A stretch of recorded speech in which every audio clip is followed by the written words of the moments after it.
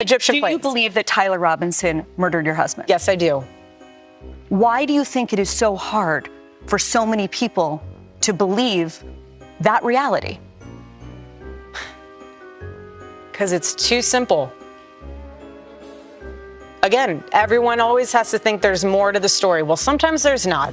I've seen the autopsy report. I've seen our case pulled together. I've been in constant contact with our lawyers, the prosecuting team. I've seen it all.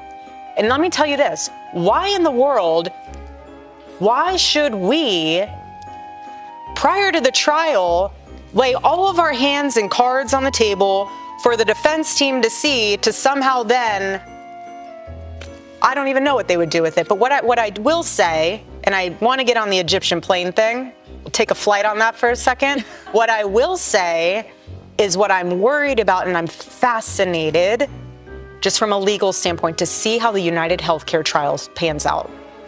And I say that because this is the first time where we are seeing the implications. You're talking about Luigi Mangione. Correct. I'd prefer never to say any of their names. They do not even deserve the ounce of oxygen and breath out of my body. But what I mean is it's fascinating to see how social media will impact that court case, just how it might impact mine. Are you nervous he's not going to get a fair trial? I'm nervous that there could be, they'll say we can't find a fair jury. Like they're going to taint the jury pool. And in that case, that's how widespread you think these conspiracies have gone?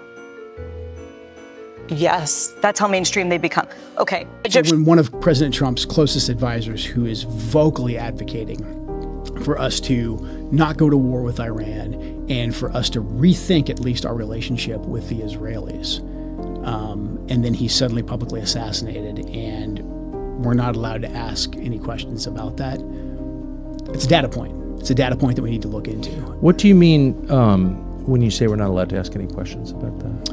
We've been told that this individual, Robinson, is a lone gunman, and maybe he is.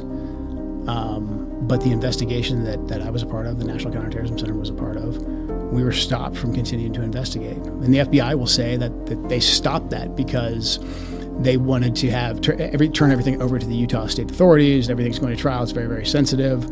But there was still a lot for us to look into that I can't really get into. But there was still linkage for us to investigate that we needed to run down. And I'm not making any conclusions. I'm not saying no, I don't think you are. Because of this happened. I'm not saying that at all. I'm just saying there's unanswered questions.